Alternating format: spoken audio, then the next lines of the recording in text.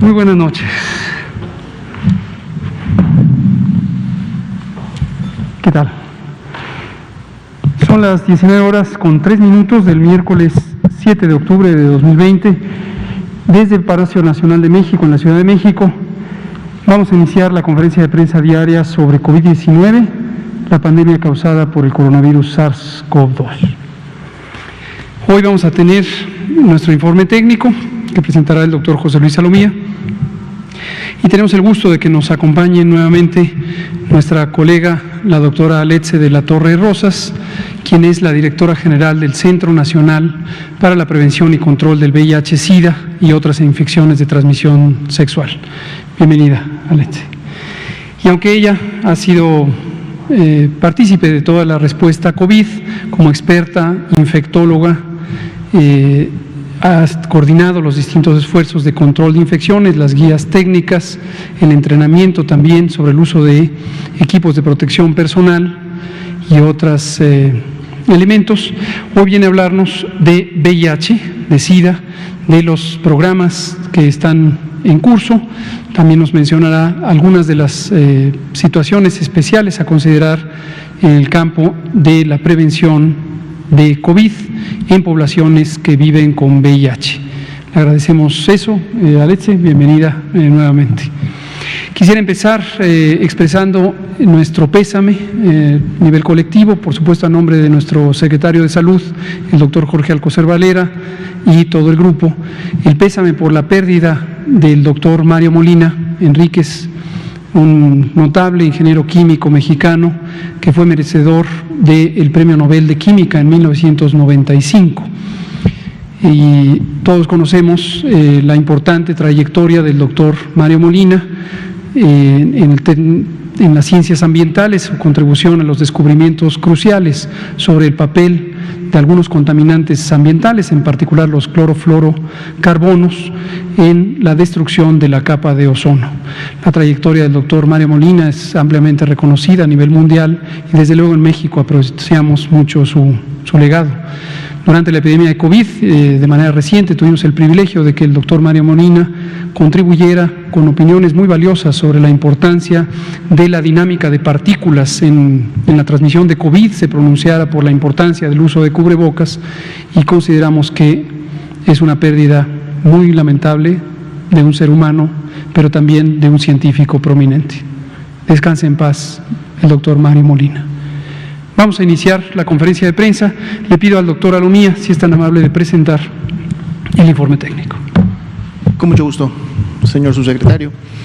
Muy buenas tardes también a todos y todas las personas que sintonizan esta conferencia y que también están aquí de manera presencial, precisamente la número 220 ya el día de hoy, que además es el número 130 de esta nueva normalidad. Vamos a ver el escenario nacional. La siguiente, por favor.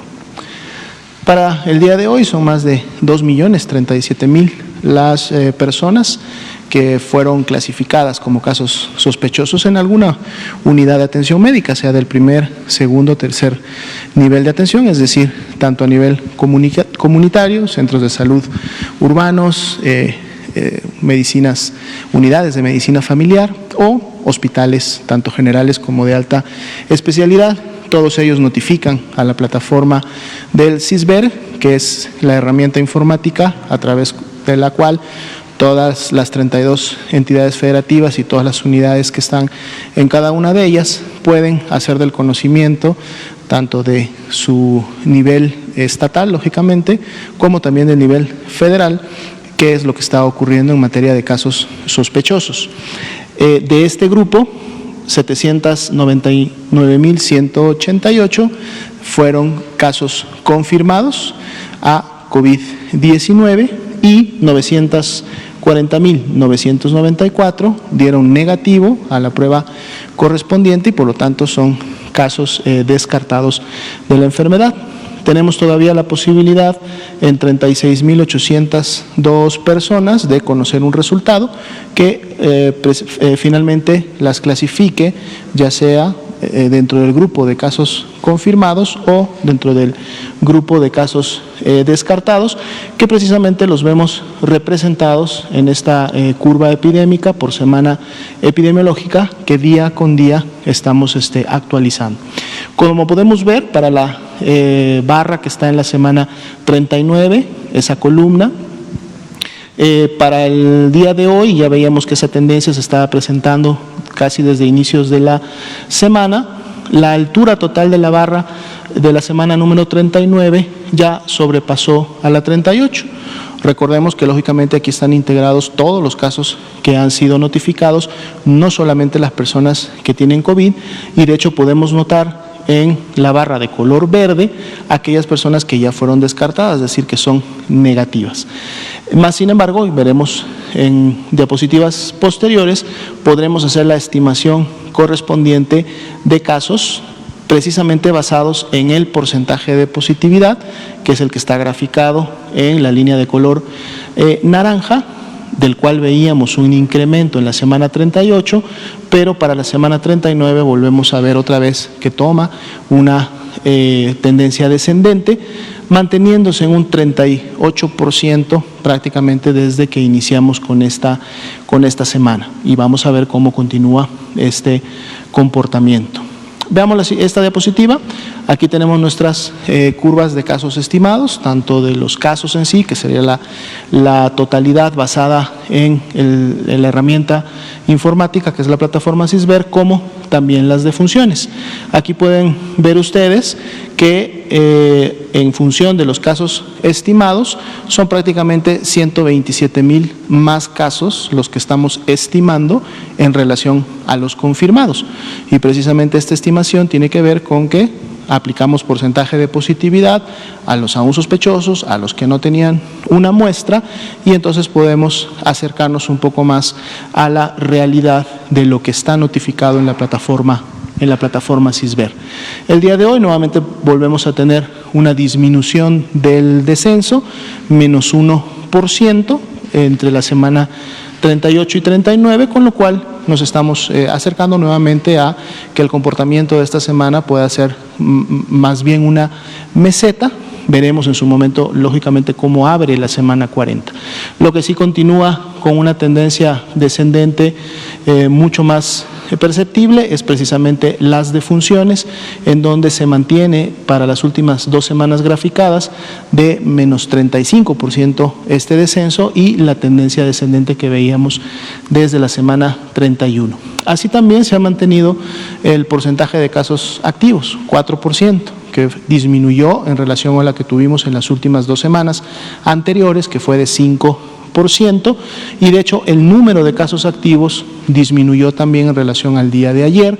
Hoy son 36.768 y, como siempre hemos comentado, son los que realmente representan la epidemia activa en México, considerando sobre todo que más de 560,000 personas que fueron casos confirmados de COVID ya se recuperaron, ya sanaron y en este momento pues ya se encuentran integradas a sus actividades.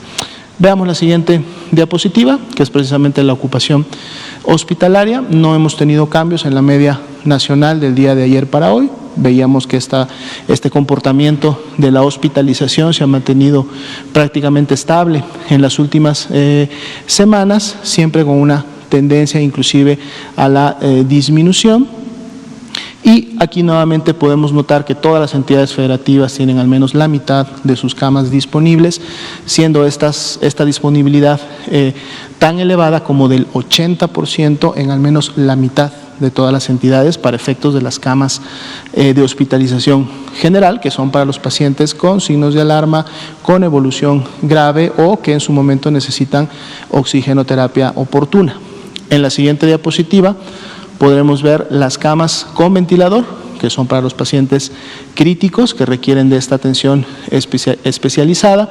Y aquí continuamos viendo una ocupación nacional de solo el 23%, lo cual deja 8.106 camas disponibles al último corte, y todas las entidades federativas con una buena disponibilidad de estas camas, que en su momento pueden ser precisamente utilizadas para cuando los pacientes que están en las camas generales tienen una evolución tórpida o no mejoran, entonces pasan a una de estas camas, o cuando así llegan las personas y requieren de este tipo de atención.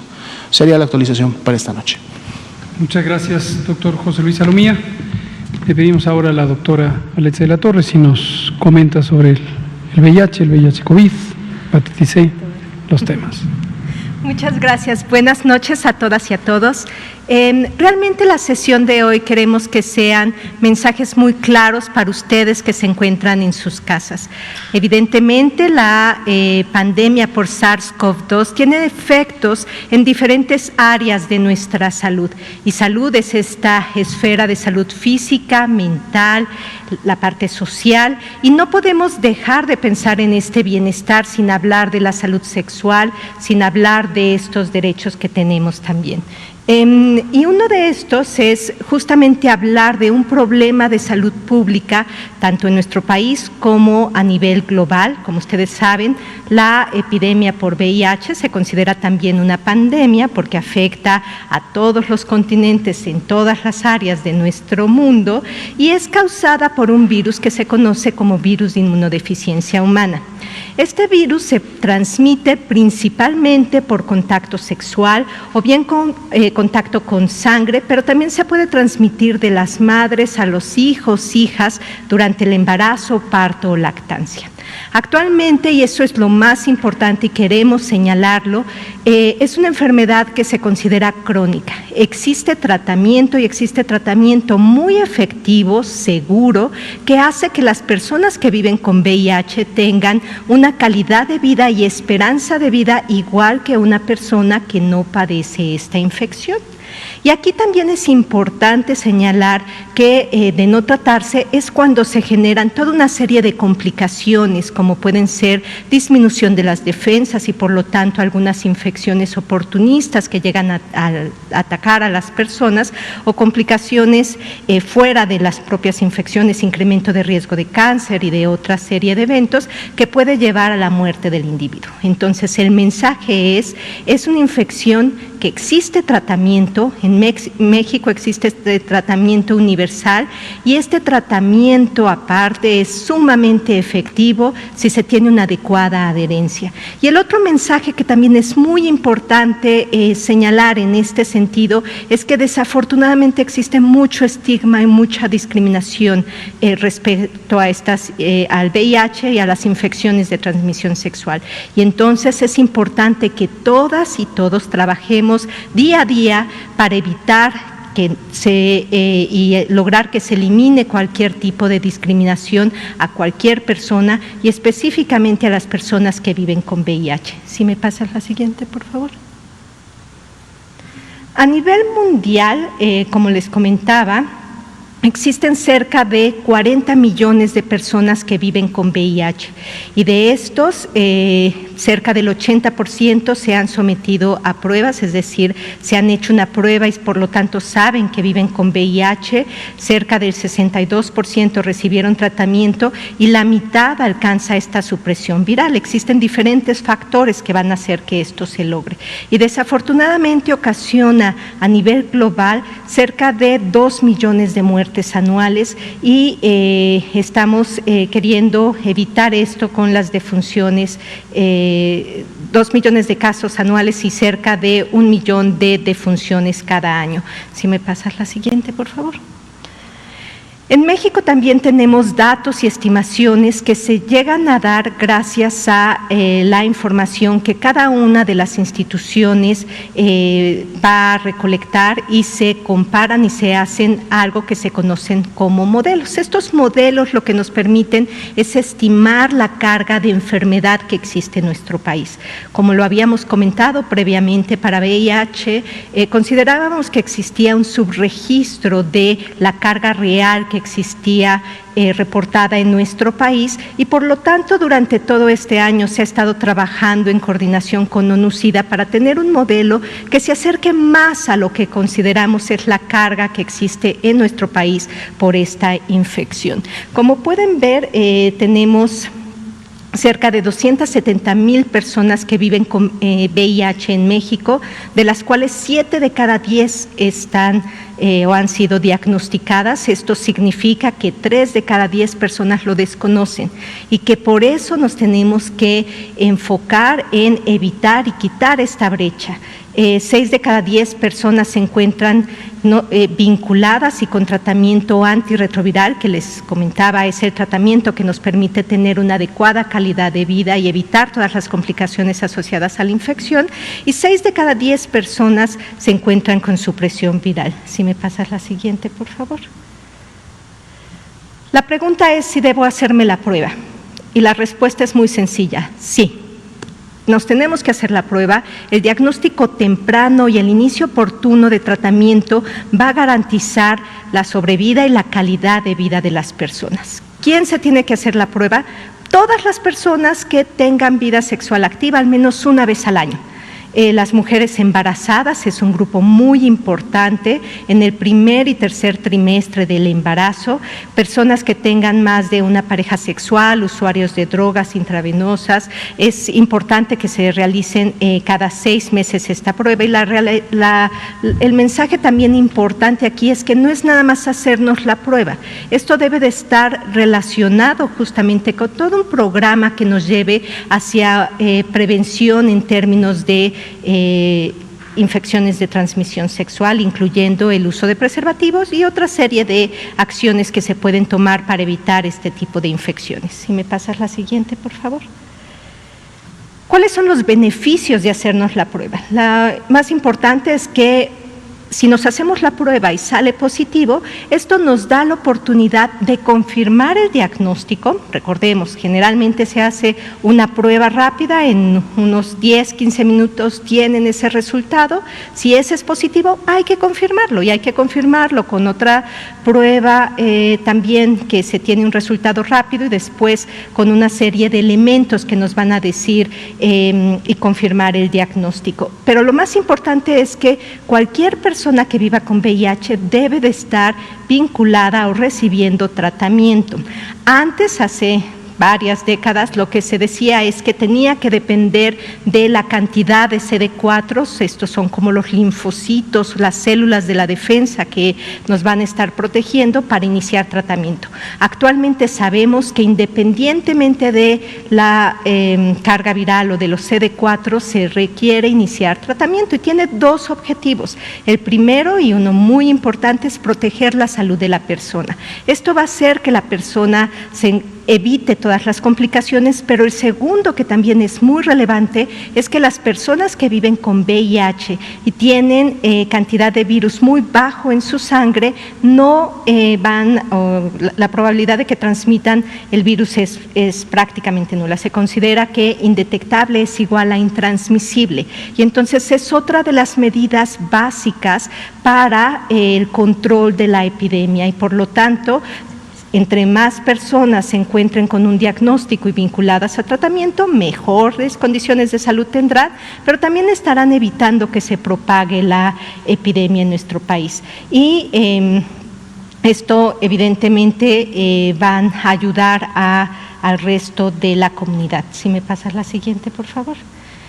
Y también otro de los elementos que queremos subrayar el día de hoy, y va relacionado con los beneficios de tener tratamientos antirretrovirales, es que desde el año pasado, gracias a toda una líderes clínicos, científicos, de organizaciones de la sociedad civil, líderes de programas de VIH, y también en términos de la Subsecretaría y de la Secretaría de Hacienda y Crédito Público, lo que se logró hacer es tener un esquema de triple optimización con el objetivo de mejorar y optimizar el tratamiento. Y optimizar el tratamiento quiere decir que en México actualmente tenemos los mejores tratamientos que hay en el mundo, y eso es bien importante. Teníamos niveles de resistencia muy altos, más del 10% para mononucleósidos, y ahora tenemos, con la incorporación de inhibidores de integrasa, pues esquemas que son menos tóxicos, que en lugar de que las personas tomen múltiples pastillas,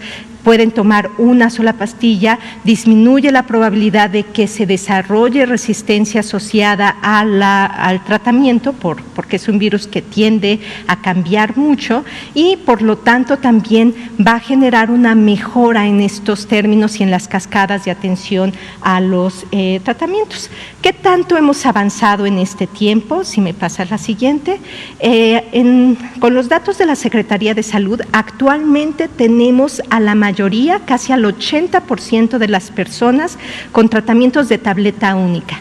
Imagínense qué importante es eso en términos de una enfermedad crónica, donde quienes tomamos medicamento de forma crónica sabemos que de repente se nos olvida o es complicado, entre más pastillas nos tomemos es más difícil que sigamos con una adecuada adherencia, y cambiar de múltiples pastillas con varios efectos adversos a una sola toma, esto cambia la calidad de vida de las personas, y eso es hacia donde hemos ido, a mejorar la adherencia, la calidad de vida de las personas que viven con VIH, y son medicamentos potentes y efectivos. Entonces, esta es una estrategia que se ha seguido y que se continúa independientemente de la pandemia por SARS-CoV-2. Si me pasas la siguiente. Y este es el siguiente mensaje importante. Existe un impacto mundial que es innegable que tiene SARS-CoV-2, COVID-19 en la atención de personas que viven con VIH e infecciones de transmisión sexual.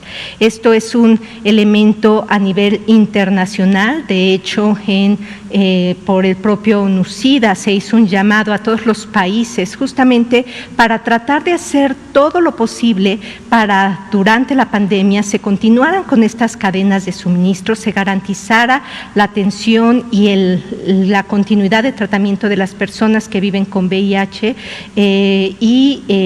se han hecho diferentes puntos donde a nivel global 5 de cada 10 personas, por ejemplo, han presentado dificultades para obtener su tratamiento, 3 de cada 10 encuestados en estas investigaciones que ha hecho ONU-SIDA tenían tratamientos para 2 meses y el resto era menos el abasto que tenían. Entonces, ¿qué hemos hecho en México? Si me pasas la siguiente, por favor. De hecho, desde los primeros reportes empezamos a tomar manos a la obra, y lo que dijimos fue: no podemos empezar a tener cualquier problema en términos de las cadenas de suministro. Y el punto inicial ha sido justamente garantizar el abasto. Se han hecho todos los esfuerzos para tener abastos suficientes. Hemos tenido en promedios abastos arriba de 6 meses durante toda esta temporada en términos de Secretaría de Salud, y todo el resto de las instituciones han trabajado para lograrlo, y continuar con este trabajo que se ha hecho de optimizar el tratamiento de las personas, de revisar caso por caso cuáles son los mejores tratamientos que requieren, y nuevamente agradecemos a todas los médicos tratantes y los líderes de los programas de VIH en este esfuerzo en coordinación que se ha tenido. Se han hecho también difusión de información para personas que viven con VIH frente a la pandemia y COVID. Esto lo pueden encontrar en diferentes webinars y demás en la propia página del CENSIDA. Emisión de recomendaciones, y esto también es bien importante. Se han hecho recomendaciones en las diferentes fases y que están alineadas con las recomendaciones internacionales. Se ha continuado y se ha tenido especial énfasis en continuar esta colaboración con líderes comunitarios, porque son las voces de que nos hablan de dónde podemos tener probablemente algún punto, área que tengamos que resolver de manera inmediata, y la atención y seguimiento de solicitudes. Se hizo desde el principio un correo electrónico, que es el que pongo para, si ustedes tienen dudas o preguntas, nos puedan escribir, que es vih-covid-19@salud.gov.mx, que lo hemos estado utilizando justamente para comunicarnos y la vinculación entre las diferentes partes. Hemos estado trabajando con CONAPRED, con la Comisión Nacional de Derechos Humanos, y justo lo que queremos también es cuál es el riesgo que tenemos si vivimos con VIH y de tener COVID. Si me pasas la siguiente, por favor. Salió al principio y seguramente recordarán, lo dijimos aquí en algunas ocasiones, este rumor de que los tratamientos para las personas que viven con VIH protegían contra el COVID. Entonces, esto ponía en riesgo también cadenas de suministro y tratamientos para las personas. Entonces, claramente los medicamentos contra el VIH no protegen contra la COVID-19. No hay evidencia científica tampoco de que exista un riesgo diferente de padecer COVID-19 de las personas que viven con VIH. Existe esta parte de transmisión comunitaria y sí es importante la protección, pero también sabemos que, y conociendo las cascadas, que desafortunadamente existen diagnósticos tardíos, que son estas personas que llegan con linfocitos o células de la defensa muy bajos, que son CD4 por debajo de 200. Si me pasas la siguiente, por favor. Y entonces se tienen diferentes recomendaciones que se encuentran también en la página del coronavirus, donde tenemos las diferentes partes, ¿no? La primera, justo en los primeros meses de la pandemia, pues priorizar a aquellos pacientes que se encontraban estables, que al final requieren simplemente el continuar su tratamiento, en que pudiesen tener más meses de abasto. Y aquí lo que hemos logrado y los datos que tenemos en el análisis de la Secretaría de Salud es que el número de meses que se le entrega a las personas se incrementó de 1.5 a casi 3 meses. Esto ayudó a que las personas acudiesen menos veces a consultas y también otras instituciones hicieron diferentes modelos para poder apoyar este abasto. Citas telefónicas o estas videollamadas para el seguimiento y no suspender sobre todo aquellos datos agudos que son inicios de tratamiento, estudios de personas sin control. Y ahora en agosto pues tenemos que regresar a esta nueva normalidad y también los lineamientos se han adaptado para que refleje esto. Se ha pasado un periodo importante y por lo tanto ahora necesitamos corroborar que las personas sigan bien controladas y por lo tanto hacerse sus pruebas para saber que su control por la infección es adecuado. Si me pasas la siguiente, por favor. Y también se hizo, y alineado con otras estrategias, pues esta parte de el riesgo y qué tanto yo el estar con otra pareja y demás, mi riesgo de transmisión, pues de infecciones de transmisión sexual, pero también del propio COVID. Y entonces, así como tenemos nuestro semáforo epidemiológico, tenemos el semáforo COVID de encuentros sexuales y tenemos diferentes puntos, ¿no? Lo seguro, donde no les va a dar COVID y no van a adquirir otra infección de transmisión sexual, es con uno mismo, ¿no? Evidentemente cuidando el lavado de manos, el uso de algún otro objeto que se tenga. De bajo riesgo ya implica evidentemente el contacto con otra persona y cualquier contacto entre persona y persona supone un riesgo. Los riesgos vamos a estar evaluando, pero entre más contactos con otras personas tengamos, que desconozcamos sus prácticas, que desconozcamos si se apegan a las medidas de sana distancia, de uso correcto de el cubrebocas, de higiene de manos, pues nos exponemos a un mayor riesgo. Si me pasas la siguiente, por favor. Y con el análisis de la información de la Dirección General de Epidemiología, se tiene hasta la fecha registrados 6.315 casos probables de COVID-19. Recuerden, son estos pacientes que han sido capturados en el sistema por tener infección respiratoria aguda o respiratoria aguda grave. Y de estos, en términos de las personas que viven con VIH, tiene una, y esto es lo importante también, tendencia muy similar a lo que se presenta noche con noche. Y aquí es lo que subraya también la importancia de pensar que el sistema de vigilancia lo que nos arroja es estos mensajes importantes para actuar. 38% de casos confirmados.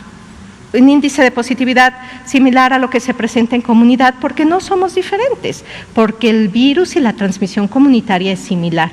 De estos, el 33% requirieron hospitalización y 13% de estos casos confirmados fallecieron. Tenemos un registro que nos permite tener la información ya de las personas en la Secretaría de Salud, y de la Secretaría de Salud, igual que la población, la mayor parte, más del 50%, son casos que se atienden en la Secretaría de Salud. Y aquí llamo su atención, solo 1,694 de estos 3,692 casos que debiesen de ser de la Secretaría de Salud están con este registro de atención previa. Quiere decir que hay un porcentaje que acudió por síntomas de COVID y que o no se conocía que vivía con VIH o bien no había sido vinculada a esa atención. Y de esto lo importante también es que un 22% tiene enfermedad avanzada, y esto es lo que pone en riesgo a las personas que viven con VIH para complicaciones por SARS-CoV-2. Si me pasas la siguiente. Y en este término también tenemos la parte que es muy importante y que ha venido en diferentes ocasiones la doctora Carla Berdichevsky a hablar del impacto que tiene COVID en la salud de las mujeres y de la salud sexual y de la atención prenatal. Y como ustedes ya saben, la pandemia de COVID ha disminuido el número de mujeres que acuden a este control de embarazo y por lo tanto que se aplican las pruebas. Importante, y nuevamente el mensaje: si está usted embarazada, conoce a alguien que esté embarazada, por favor háganse la prueba. Es una prueba sencilla y es una prueba que va a salvar a su bebé y a usted, y va a mejorar evidentemente disminuir el riesgo de transmisión de la madre al bebé. Si me pasas la siguiente, por favor. ¿Cómo estamos en términos de la aplicación de las pruebas? Es algo que se ha estado vigilando y que muchos de estos componentes que también se han presentado, como son esta estrategia de APS COVID, recuerden, un elemento muy importante es este pilar de salud sexual y tiene su razón de ser, y la razón de ser la vemos aquí. Se ha disminuido 59% las pruebas aplicadas de VIH a población general y 57% las aplicadas para sífilis. Es otra infección de transmisión sexual que es muy importante también reconocer a tiempo por los efectos secundarios que produce. En mujeres embarazadas también ha disminuido, y 1 de cada 3 mujeres embarazadas cuenta con esta prueba de VIH y 1 de cada 5 para sífilis. Deberían de ser todas las mujeres embarazadas y para VIH y para sífilis. Y aquí el mensaje también es importante. Pruebas hay. De hecho, para este año se incrementó el número de pruebas que se habían considerado, comprado y también envío a las entidades federativas, pero aquí sí el mensaje es: si están en estos puntos, hay que solicitar la prueba. Y la siguiente parte, que el mensaje no podemos dejar de darlo, vacunación para influenza. La vacunación para influenza es fundamental, y específicamente recordemos que las personas que viven con VIH son un grupo que se debe de vacunar. Se aplica 1 vez al año, de octubre a diciembre, de preferencia. Si hay alguien que le aplicaron la vacuna de influenza en marzo y dicen, pues es que este año ya me la aplicaron, esa ya no cuenta, esa es de la temporada pasada y se la aplicaron muy tarde. Hay que aplicársela ahorita, no es por año de enero a diciembre, es por la temporada de influenza. Y como se ha dicho, al ser una vacuna que no son virus vivos, se puede aplicar a todas las personas que viven con VIH, independientemente del nivel de control que se tenga de la infección, del número de CD4 que se tengan. Entonces hay que vacunarse, hay que solicitar esta, y tampoco podemos dejar atrás el otro programa que presentamos recientemente, que es el Programa Nacional de Eliminación para Hepatitis C. Y esto en personas que viven con VIH también es muy importante. Y la razón es que las personas con esta coinfección de VIH y hepatitis C va a generar una progresión más rápida a cirrosis. Esta es la enfermedad ya crónica en el hígado, o cáncer del hígado. Interfiere con un control adecuado del VIH, por lo que todas las personas que viven con VIH se deben de hacer la prueba por lo menos 1 vez al año, y al igual que cualquier otra persona se curan y se curan en 3 meses. Entonces, recordemos, México es el primer país en todo el continente que tenemos un programa nacional de eliminación de hepatitis C.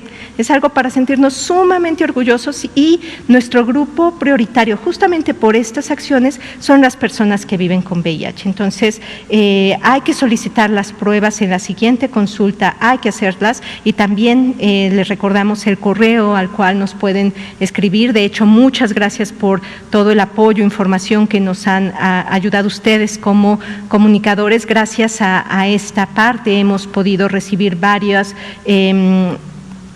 solicitudes de vinculación que han sido exitosas tanto para VIH como para hepatitis C. Entonces, los mensajes en conclusiones es: si vives con VIH es importante mantener el tratamiento y en la próxima visita solicitar la prueba de hepatitis C y otras pruebas de infecciones de transmisión sexual, aplicarse la vacuna de influenza, y si no se han hecho la prueba de VIH, es el momento. Es el momento de conocer nuestro estado para saber y mantenernos saludables. Si están embarazadas, por favor soliciten la prueba de VIH y de sífilis para proteger su salud y la de su bebé. Y si tienen dudas o problemas con el tratamiento, estamos aquí para ustedes, y nos pueden contactar al correo de VIH-COVID-19@salud.gov.mx. Gracias. Muchas gracias, doctora Aletze de la Torre Rosas, directora general de CENSIDA, el Centro Nacional para la Prevención y Control del VIH, SIDA y otras infecciones de transmisión sexual. Vamos a empezar con la sesión de preguntas y respuestas. Demián Duarte, de varios medios, incluyendo Política y Rock and Roll. Hola, buenas tardes para los doctores Hugo López-Gatell, José Luis Salomía, para la doctora Aletze, mucho gusto. De hecho, el tema en particular que trae la doctora Aletze de la Torre me llama mucho la atención, muy en particular porque yo soy de la generación que debió crecer con la pandemia en aquel tiempo del SIDA o del virus de inmunodeficiencia adquirida. Yo nací en 1973, entonces desde que era niño pues era prácticamente común. Ahora que estamos en esta época moderna, ya me toca ser padre de familia incluso, ¿no? Y una preocupación persistente que tenemos los padres de familia es que nuestros hijos no crecieron con esta lógica que nosotros aprendimos pues desde el principio, ¿no? De que había que tener sexo seguro, de que el uso del condón es indispensable, y yo he percibido entre los jóvenes, adolescentes y jóvenes adultos, pues una tendencia a relaciones con múltiples parejas sexuales, pero además sin protección.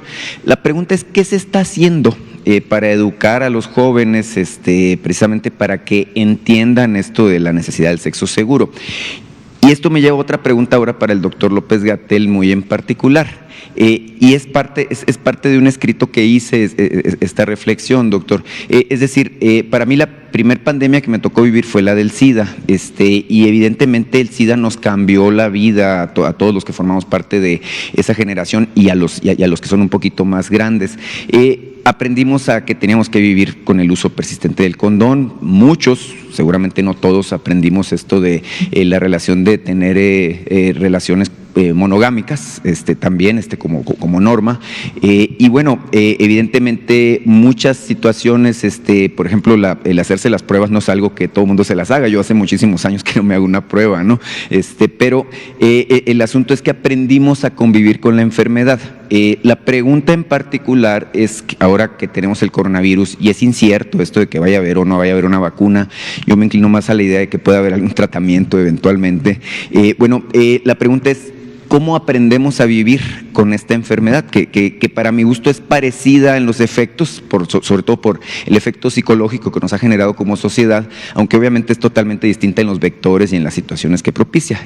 Sí es real esto de que tendremos que vivir en el futuro usando cubrebocas, persistentemente con el tema del lavado de manos, que a mí me parece que debería ser indispensable desde siempre. Digo, hay experiencias históricas al respecto, el distanciamiento social y otros aspectos, doctor. Gracias. Muchas gracias.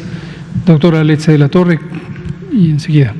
Muchas gracias y muchas gracias por la pregunta, creo que es muy pertinente y es tan pertinente porque lo que hemos observado y que era del alertamiento que hacíamos desde el año pasado es que el grupo donde tenemos un incremento significativo de nuevos casos desafortunadamente son entre adolescentes y adultos jóvenes.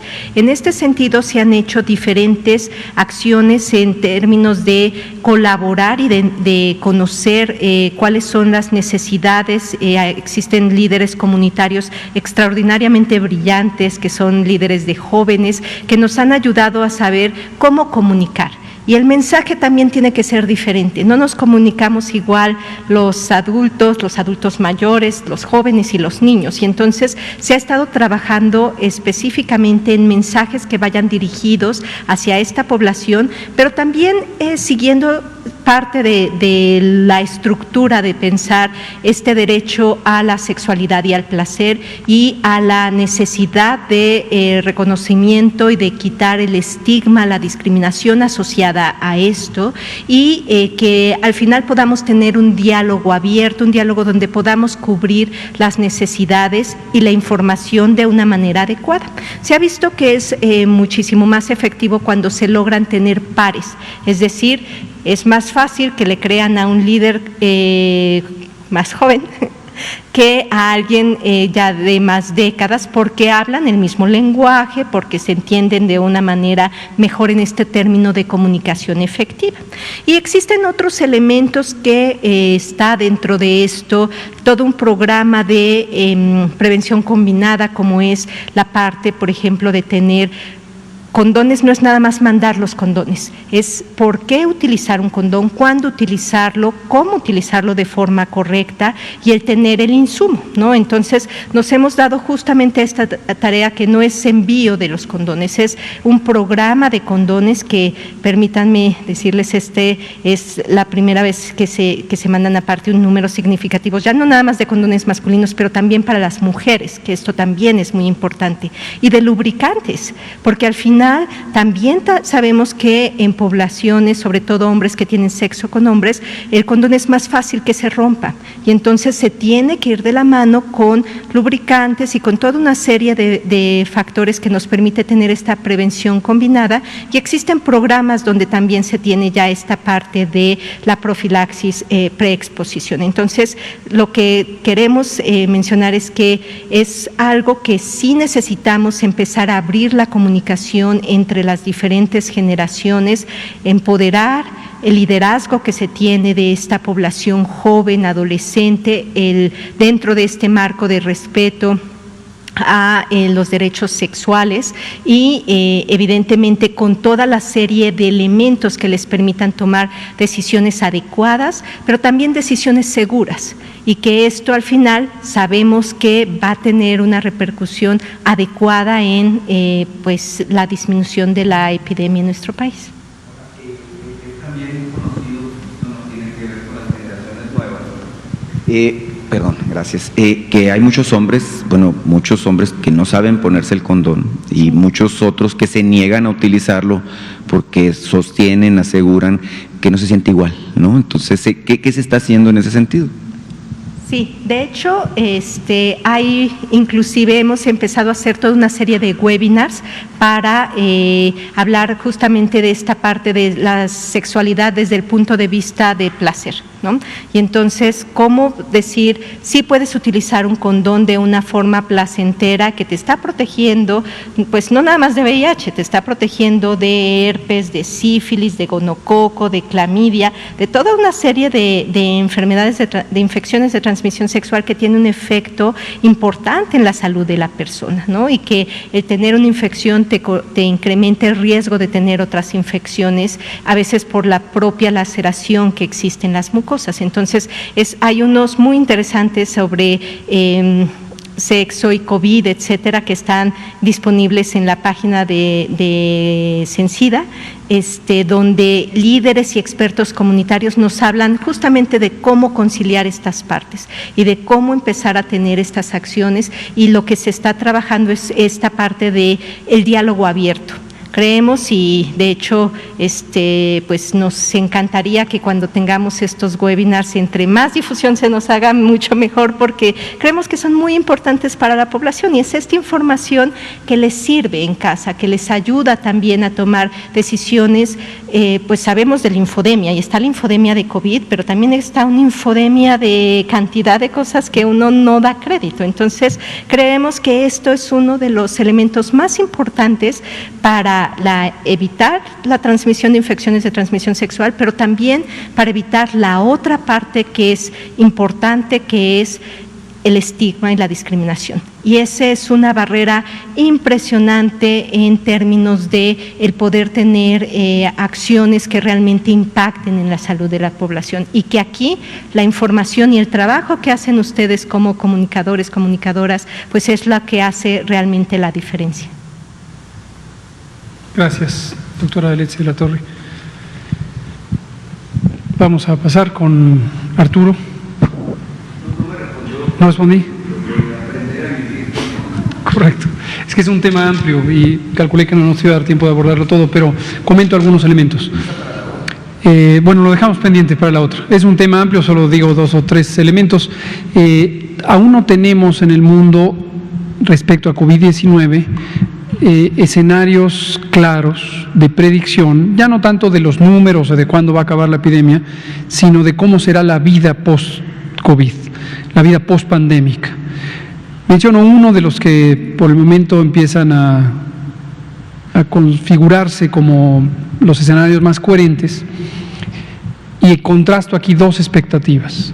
Una expectativa, y en cierta manera hay analogías efectivamente con la pandemia de VIH, una expectativa más tradicional o más directa, una aspiración que tenemos las sociedades, es que ante una enfermedad infecciosa de carácter epidémico que causa importante letalidad, nuestra expectativa es regresar al estado cero, al momento antes de que existiera esa epidemia, y quisiéramos pensar en una posibilidad de que no exista más, vía tener una vacuna, vía que desaparezca la epidemia, vía que haya un tratamiento efectivo que logre reducirlo a tal grado que sea un problema que desaparece. Pero las lecciones que podemos aprender de múltiples enfermedades infecciosas de interés epidémico es que raramente ocurre eso. No son nuevas las enfermedades infecciosas emergentes, ocurren muy frecuentemente. Hay algunas estimaciones de que incluso son cada vez más frecuentes.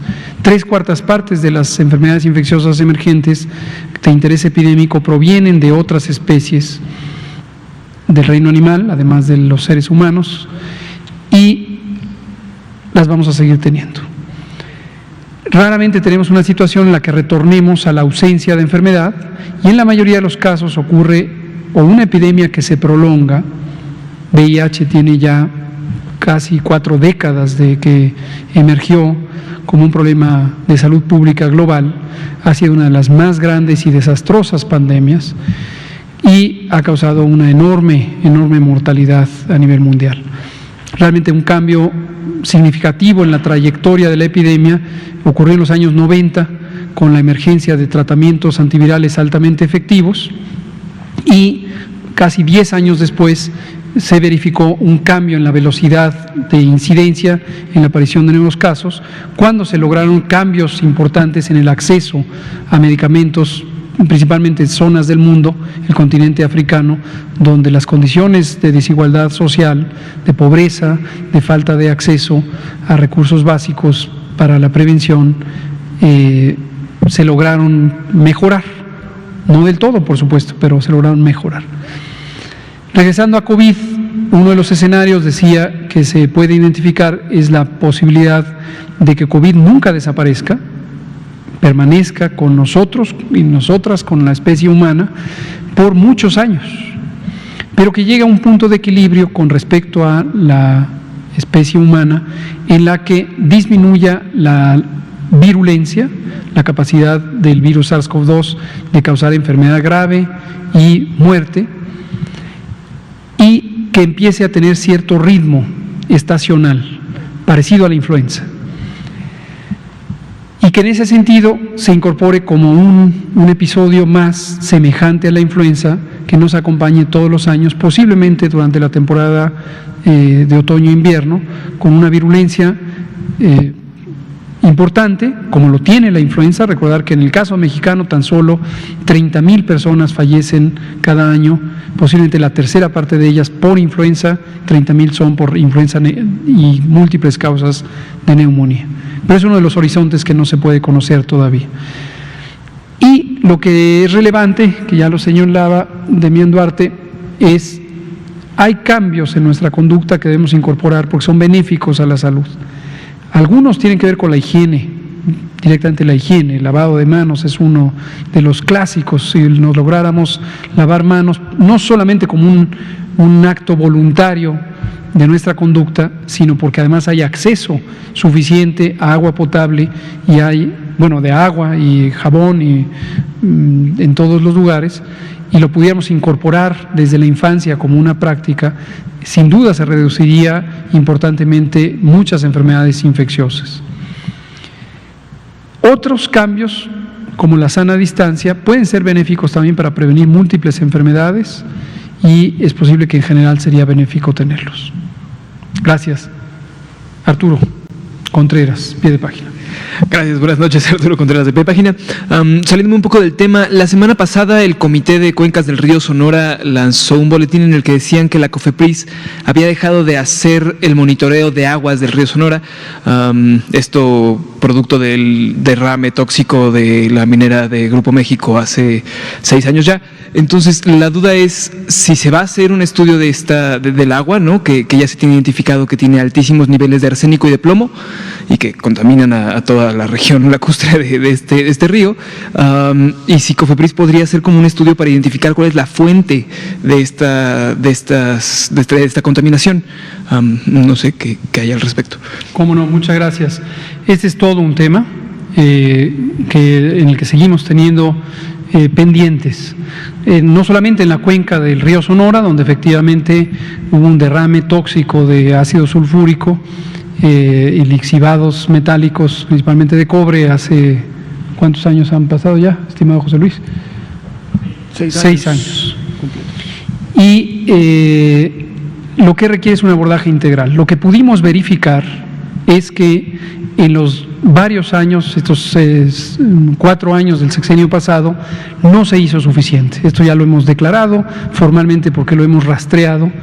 Un grupo multiinstitucional encabezado por la Secretaría de Medio Ambiente por un lado y la Secretaría de Salud con nuestro propio secretario, el doctor Alcocer, fueron a la zona hace algunos meses y se designó un grupo técnico, en nuestro caso coordinado por el doctor José Luis Salomía, que estuvo rastreando lo que se había hecho y lo que no se había hecho, y se encontró que hubo una enorme simulación, enorme simulación respecto a la posible investigación de daños a la salud y la investigación ambiental.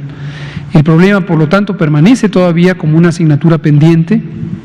Desde luego el COVID ahora nos ha impedido progresar en esta materia durante 2020, pero lo tenemos en mente. El propio presidente de la República lo tiene muy presente y con periodicidad nos pregunta en qué vamos. En este momento, con la reciente entrada de la ingeniera y maestra María Luisa Albores González como secretaria de Ambiente, estamos retomando sobre varios de los elementos de colaboración entre la Secretaría de Salud y la Secretaría de Medio Ambiente y Recursos Naturales. Precisamente el viernes pasado tuvimos una conversación institucional, también estuvo involucrada la doctora María Elena Álvarez Builla, directora general del CONACYT, y estamos retomando esta agenda sobre las cuencas y en general un asunto que identificamos como infiernos ambientales. Hemos designado de esta manera a una serie de espacios geográficos, mayormente son cuencas que están ampliamente afectadas por problemas de contaminación de todo tipo.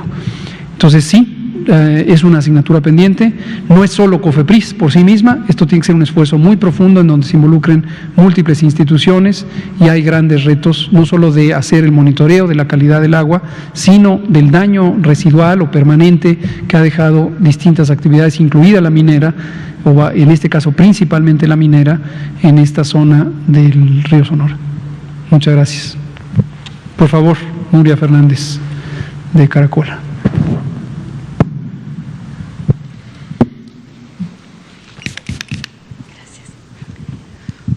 Bueno, hola a todas y a todos. En realidad yo voy a sacar todavía un poco más, levantar aún más el lente de lo que hizo Arturo, y es una pregunta para Alexia y otra para Hugo. Resulta que en Sudáfrica se esperaba un aumento enorme de la pandemia. Sudáfrica es un país grande en relación al resto de África y empezó la pandemia con mucha fuerza, cerca de 12-15 mil casos diarios, pero hicieron una serie de acciones y los han reducido a 1,100, 1,200.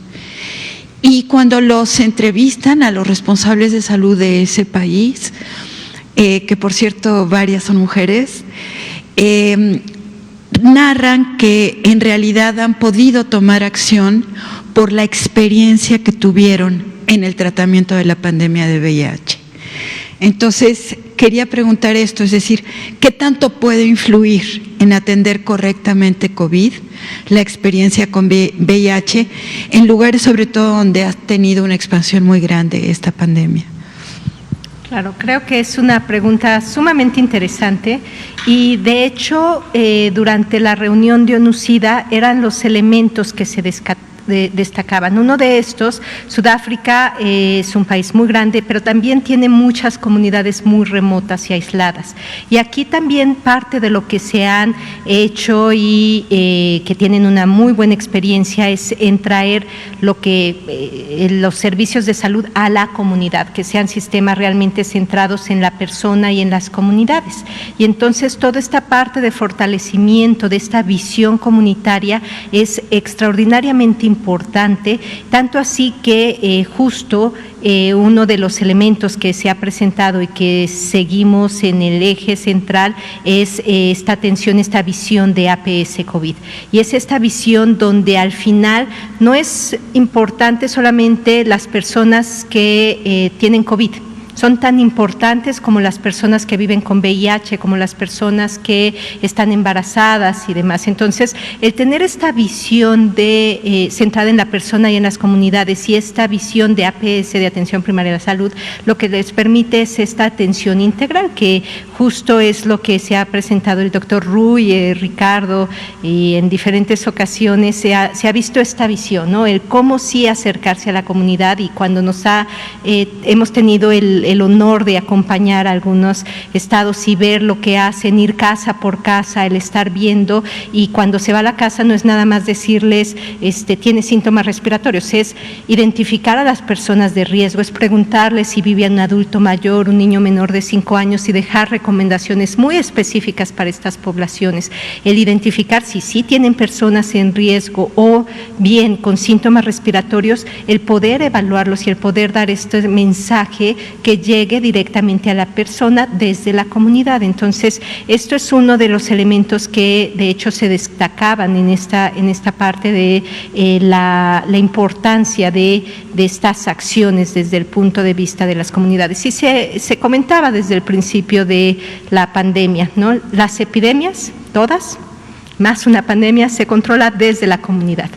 No hay forma de que se pueda controlar sin la colaboración, sin esta parte de apoyo y de conciencia de uno por el bienestar del otro, y por esta parte también de toma de decisiones basadas en evidencia científica y decir, yo con esto sé que voy a estar protegiendo a mi persona, a mi familia, a mi comunidad, y son los elementos claves que evidentemente son ejemplos claros que pueden ayudar y que se puede dar para el control de SARS-CoV-2 y para el control de otras enfermedades que son muy importantes. Muchísimas gracias por tu respuesta. Y para los doctores, una pregunta más. Nos queda medio minuto nada más. Sí, la cuarta parte de los casos globales en este momento es la India. tiene 71,000 casos diarios, tenía 90,000. Y la pregunta es, si frente a una situación de esta naturaleza, la India no es Estados Unidos, tiene una situación muy diferente social, la Organización Mundial de la Salud no va a tomar medidas globales, los países del mundo no van a tomar medidas globales de solidaridad con India. Desconozco que exista un plan específico, pero efectivamente el planteamiento me parece muy relevante. India tiene la quinta parte de la población mundial, otra quinta parte es China, y la situación epidemiológica de COVID-19 en India empieza a ser cada vez más apremiante. Como se podía esperar en un país tan extenso, tan poblado, tan diverso, con importantes rezagos en términos de la distribución de la riqueza y de los servicios de salud, la cobertura de los servicios de salud, pues se podía anticipar un escenario como este. El espíritu del Reglamento Sanitario Internacional vigente incluye el precepto de la solidaridad para contener las emergencias de salud pública en la fuente de origen. Es posible que esto en una pandemia ya en curso va a implicar un enorme reto para lograr hacer frente con la solidaridad mundial, porque cada país está en sí mismo envuelto en una gran complejidad.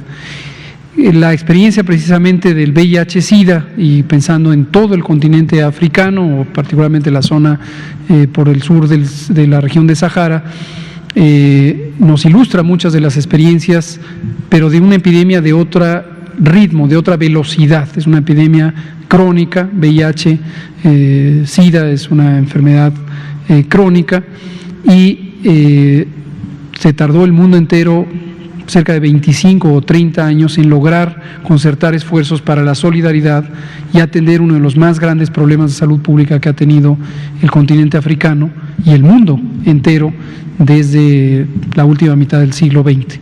Entonces, insisto, desconozco que exista un plan específico por parte de las Naciones Unidas o la Organización Mundial de la Salud, pero sin duda enfrentamos un enorme reto, pero no solamente en el caso de India, sino en múltiples países que han vivido por mucho tiempo con importantes carencias.